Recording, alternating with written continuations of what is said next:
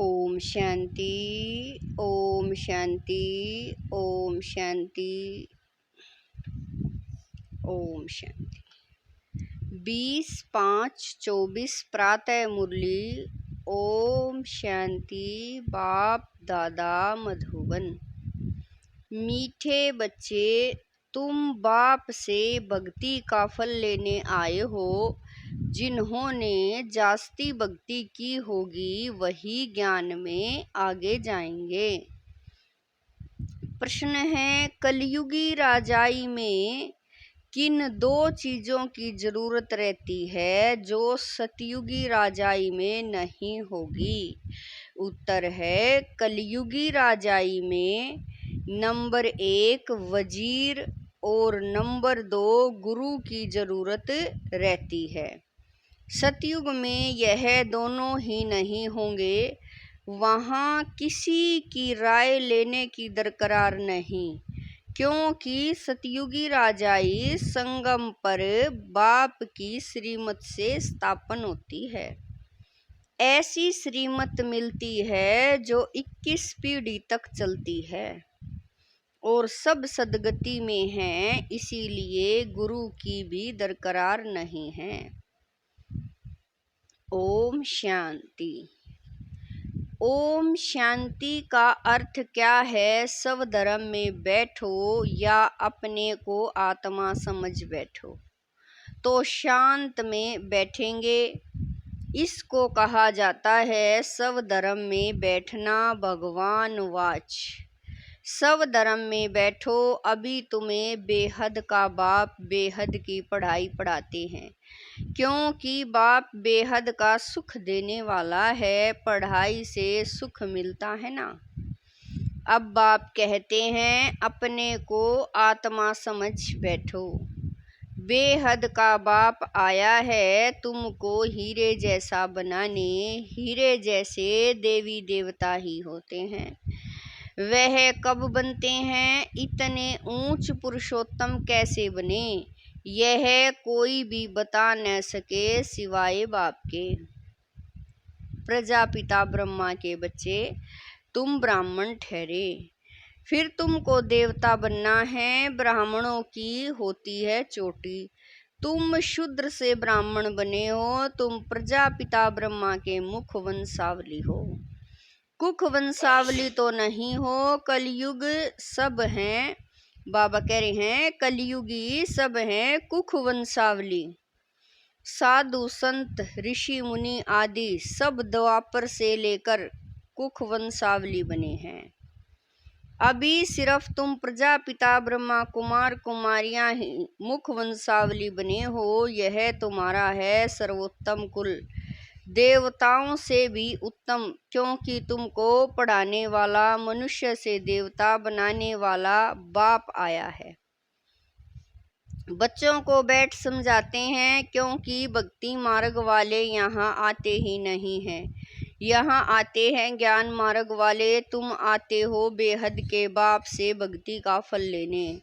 अब भक्ति का फल कौन लेंगे? जिसने सबसे जास्ती भक्ति की होगी वही पत्थर से पारस बुद्धि बनते हैं।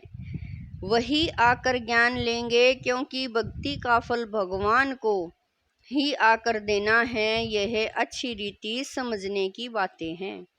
अभी तुम कलयुगी से सतयुगी, विकारी से निर्विकारी बनते हो अथवा पुरुषोत्तम बनते हो। तुम आए हो ऐसा लक्ष्मी नारायण जैसा बनने के लिए। यह भगवान भगवती है तो जरूर इन्हों को भगवान ही पढ़ाएंगे। भगवान वाच, परंतु भगवान किसको कहा जाता है? भगवान तो एक होता है। भगवान कोई सैकड़ों हजारों नहीं होते हैं, मिट्टी पत्थर में नहीं होते हैं। बाप को न जानने कारण भारत कितना कंगाल बन पड़ा है। अब बच्चे जानते हैं भारत में इनकी लक्ष्मी नारायण की राजधानी थी। इन्हों के बाल बच्चे आदि जो भी थे राजधानी के मालिक थे। तुम यहाँ आए ही हो राजधानी के मालिक बनने लिए। यह अभी तो नहीं है ना। भारत में इन्हों का राज्य था। बच्चों को समझाया जाता है जब इन देवी देवताओं की राजधानी थी, सूर्यवंशी और चंद्रवंशी थे, तब और कोई धर्म नहीं था। इस समय फिर और सब धर्म हैं। यह धर्म है नहीं, यह जो फाउंडेशन है जिसको थुर कहा जाता है। इस समय मनुष्य सृष्टि रूपी झाड़ का थुर सारा सड़ गया है, बाकी सब खड़े हैं। अब उन सब की आयु पूरी होती है। यह मनुष्य सृष्टि रूपी वैरायटी झाड़ है। भिन्न नाम रूप देश काल अनेकानेक है ना। कितना बड़ा झाड़ है, बाप समझाते हैं। कलप कलप यह झाड़ जड़ जड़ी भूत तमो प्रदान हो जाता है। तब फिर मैं आता हूँ। तुम मुझे पुकारते हो, बाबा आओ, हम पतितों को पावन आकर पावन बनाओ। हे पतित पावन कहते हैं तो निराकार बाप ही याद आता है। साकारी तो कभी याद नहीं आएगा। पतित पावन सदगति दाता है ही एक।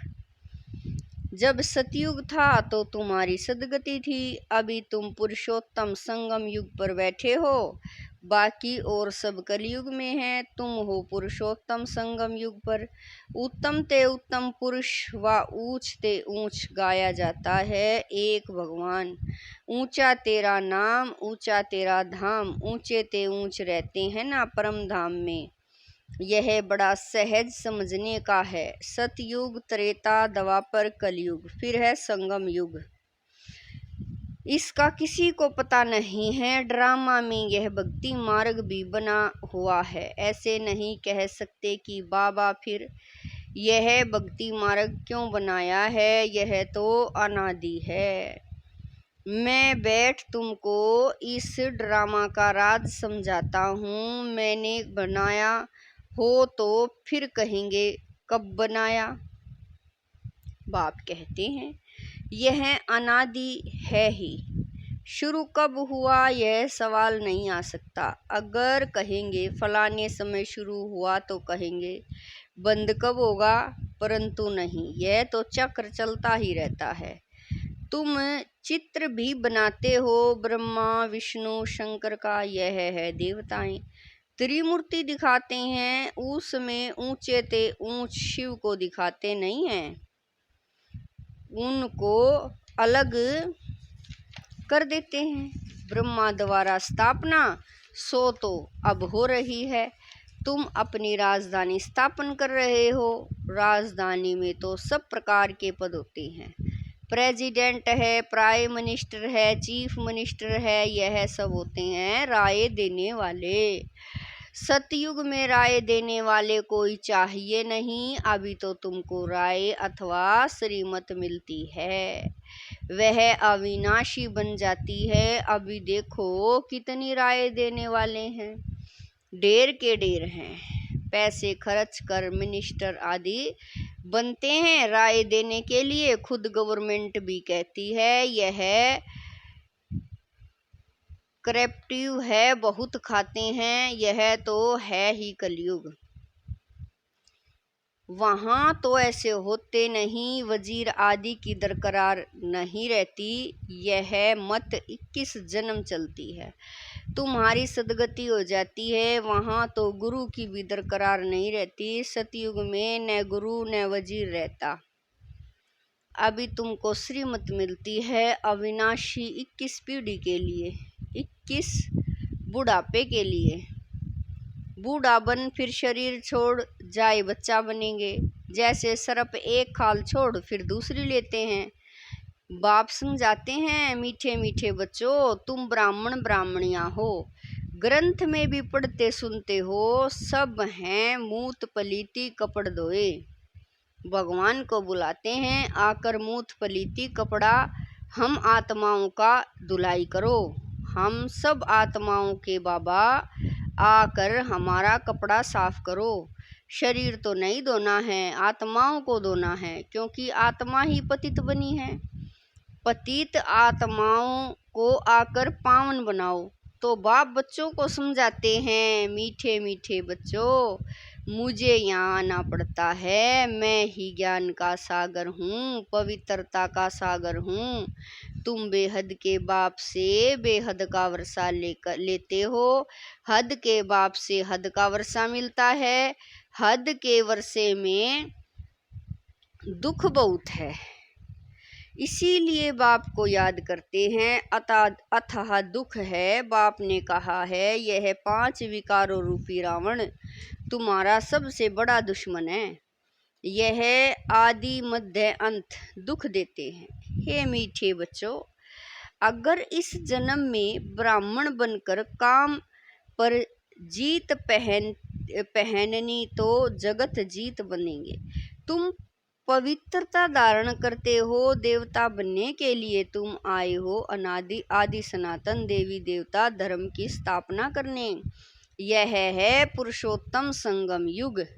इसमें पुरुषार्थ कर पावन बनना है। कल्प पहले जितने पावन बने थे सूर्यवंशी चंद्रवंशी घराने के, वह जरूर बनेंगे। टाइम तो लगता है ना। बाप युक्ति बहुत सहज बताते हैं। अब बाप के बच्चे तो बने हो, यहाँ तुम किसके पास आए हो? वह तो है निराकार, उसने इस शरीर का लोन लिया है। वह खुद बताते हैं, यह है बहुत जन्मों के अंत के भी अंत का जन्म। तो यह हुआ सबसे जास्ती पुराना तन। मैं आता ही हूँ पुरानी रावण की आसुरी दुनिया में, और फिर उनके शरीर में जो अपने जन्मों को नहीं जानते। यह है बहुत जन्मों के अंत का जन्म, जबकि इनकी वानप्रस्थ अवस्था है, तब मैं प्रवेश करता हूँ। गुरु भी हमेशा वानप्रस्थ अवस्था में किए जाता है। कहते हैं ना 60 वर्ष, बाबा कह रहे हैं 60 तो लगी लाठ, घर में रहेंगे तो बच्चों की लाठ लगेगी, इसीलिए भागो घर से। बच्चे ऐसे होते हैं जो बाप को लाठी मारने में भी देरी नहीं करते हैं। कहेंगे कहाँ मरे तो धन हमको मिले। वानप्रस्थियों के बहुत सत्संग होते हैं, तुम जानते हो। सर्व का सदगति दाता एक है, वह संगम युग पर ही आते हैं। सतयुग में जब तुम सदगति पाते हो तो बाकी सब शांति धाम में रहते हैं। इसको कहा जाता है सर्व की सदगति। बाप के सिवाय और कोई, बाबा कह रहे हैं, बाप के सिवाय और तो कोई भी सदगति दाता हो नहीं सकता। न किसी को श्री कह सकते हैं, न श्री श्री श्री अर्थात श्रेष्ठ होते हैं देवताएं। श्री लक्ष्मी श्री नारायण उनको कहा जाता है। उनको बनाने वाला कौन? श्री श्री शिव बाबा को ही कहना चाहिए। तो बाप भूले सिद्ध कर बताते हैं, तुमने इतने गुरु किए फिर भी ऐसा ही होगा। तुम फिर वही गुरु आदि करेंगे, चक्कर फिर वही रिपीट होगा। जब तुम स्वर्ग में रहते हो तो वहाँ हो सुख धाम में, पवित्रता सुख शांति सब वहाँ है। वहाँ झगड़ा आदि होता नहीं। बाकी इतने सब शांति धाम में चले जाते हैं। भले सतयुग को लाखों वर्ष कह देते हैं, बाप कहते हैं लाखों वर्ष की बात है ही नहीं, यह तो 5000 वर्ष की बात है। कहते भी हैं मनुष्य के 84 जन्म दिन प्रतिदिन सीढ़ी नीचे उतरते तमो प्रधान बनते जाते हैं। तो बाप समझाते हैं यह भी ड्रामा बना हुआ है। एक्टर्स होकर ड्रामा के क्रिएटर डायरेक्टर मुख्य एक्टर को न जाने तो क्या कहेंगे। बाप कहते हैं इस बेहद के ड्रामा को कोई भी मनुष्य मात्र नहीं जानते हैं। यह बाप आकर समझाते हैं। कहते भी हैं शरीर लेकर पार्ट बजाते हैं। तो नाटक हुआ ना। नाटक के मुख्य एक्टर्स कौन हैं?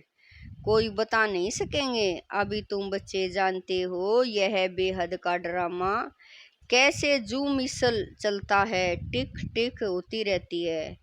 मुख्य है ऊंचे ते ऊंच बाबा, जो आकर समझाते भी हैं और सर्व की सदगति भी करते हैं। सतयुग में दूसरे कोई होते नहीं, बहुत थोड़े हैं। वह थोड़े जो होंगे उन्होंने सबसे जास्ती भक्ति की होगी। तुम्हारे पास प्रदर्शनी व म्यूजियम में आएंगे वह जिन्होंने बहुत भक्ति की है। एक शिव की भक्ति करना, इसको कहा जाता है अव्यभिचारी भक्ति। फिर बहुतों की भक्ति करते व्यभिचारी बन पड़ते हैं।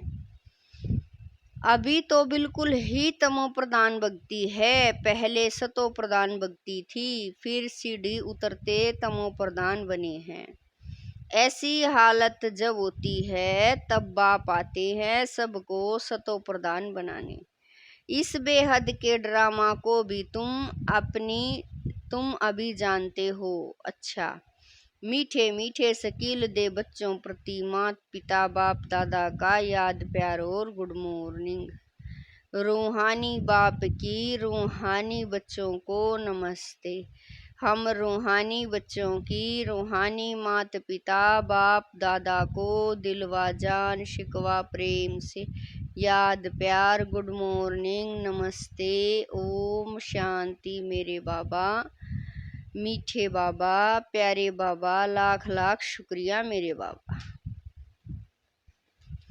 धारणा के लिए मुख्य सार है। नंबर 1, बेहद बाप से बेहद का वर्षा लेने के लिए पावन जरूर बनना है। जब अभी पवित्रता का वर्षा लो अर्थात काम जीत बनो, तब जगत जीत बन सकेंगे। नंबर 2, बेहद बाप से पढ़ाई पढ़कर स्वयं को कोड़ी से हीरे जैसा बनाना है। बेहद का सुख लेना है। नशा रहे मनुष्य से देवता बनाने वाला बाप अभी हमारे सम्मुख है। अभी है हमारा यह सर्वोत्तम ब्राह्मण कुल। वरदान है ज्ञान संपन्न दाता बन सर्व आत्माओं के प्रति शुभ चिंतक बनने वाले श्रेष्ठ सेवाधारी भव। वरदान है ज्ञान संपन्न दाता बन सर्व आत्माओं के प्रति शुभ चिंतक बनने वाले श्रेष्ठ सेवाधारी भव। शुभ चिंतक बनने का विशेष आधार शुभ चिंतन है। जो व्यर्थ चिंतन व प्रचिंतन करते हैं वह शुभ चिंतक नहीं बन सकते। शुभ चिंतक मणियों के पास शुभ चिंतन व शुभ चिंतन का शक्तिशाली खजाना सदा भरपूर होगा। भरपूरता के कारण ही औरों के प्रति शुभ चिंतक बन सकते हैं। शुभ चिंतक अर्थात सर्व ज्ञान रत्नों से भरपूर। ऐसे ज्ञान संपन्न दाता ही चलते फिरते हर एक की सेवा करते श्रेष्ठ सेवादारी बन जाते हैं। स्लोगन है विश्व राज्य अधिकारी बनना है तो विश्व परिवर्तन के कार्य में निमित्त बनो। स्लोगन है विश्व राज्य अधिकारी बनना है तो विश्व परिवर्तन के कार्य में निमित्त बनो। ओम शांति।